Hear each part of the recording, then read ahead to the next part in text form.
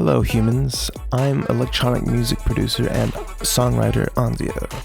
I'm going to show you today how I made this synth sound for my upcoming release, Follow Through Now. Let's dig into it. So let's check it out real quick.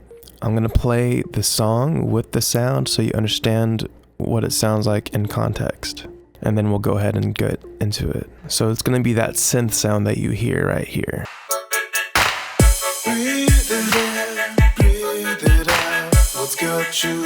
The chord pattern that I am playing is a D major 7 to E major 7 and then F major 7. And I'm playing the chords in eighth note patterns.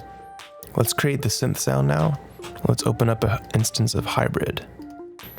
It's a very simple sound without any of the effects. It's a saw synth and an envelope that opens it up and closes it very closely. The attack is 58 milliseconds and the decay is 75 milliseconds. So it just comes in and out very quickly like this.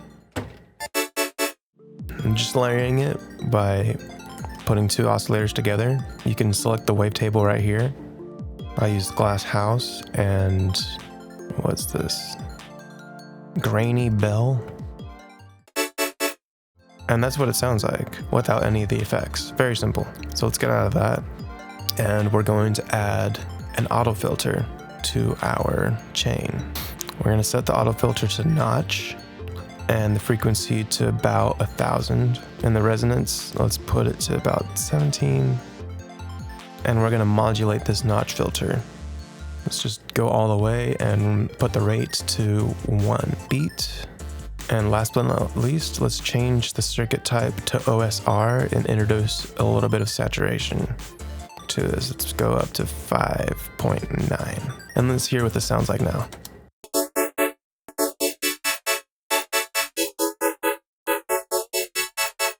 So now you can hear it kind of opening and closing. It's got some movement to the sound. Now we're going to beat it up with a redux. And if you EQ it properly before you chain it, so if you add an EQ before your redux, it really does shape what is happening, and I'll show you how. So let's add the redux and downsample it to about 9, and we'll play it, just hear what it sounds like. It sounds like crap right now, but once we introduce the EQ before, this is what I kind of set. It's going from 360 hertz to 3000 hertz. So by cutting out the lower frequencies and the higher frequencies, we're now focusing on just the mid frequencies to be reduxed. And instead of it sounding like this, it now sounds like this.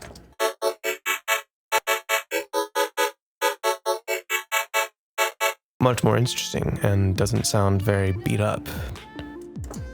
This is where the magic happens. We're going to put Guitar Rig 5 in there and use the Formant filter, which is one of my favorite effects that you can get from Guitar Rig 5. Here it is in your Tractors 12. Okay, so let's just go into it by setting the sharpness. Let's set the sharp to 61. Let's set the size to 28 and keep the talk to half. Select the type and let's just dial back the dry and wet. So it's around 50 or 60, that's fine.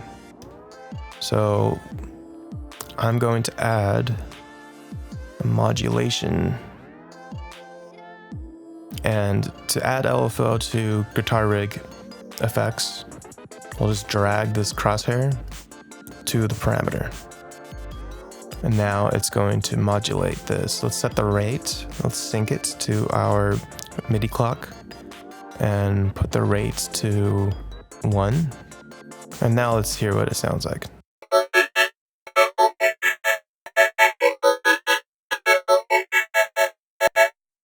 We're getting there. That's pretty much the sound.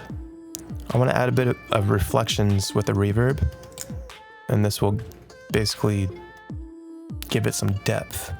So let's hear what it sounds like now.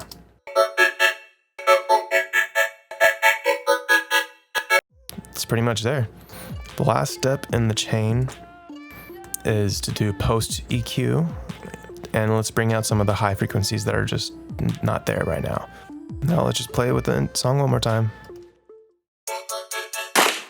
Breathe it in, breathe it out. What's got you in the doubt? You just got to follow through now. I hope you learned something cool today. If you're a producer, you can use this for your song. If you're not, now you know that I make my sounds from scratch, not some bozo that using some samples. I'm legit. Thanks so much for watching, guys. If you loved it, go ahead and subscribe to my page. Share it with your friends. Follow Through Now will be coming out very soon, and I'll be announcing the date very soon. Thank you so much for watching. Peace.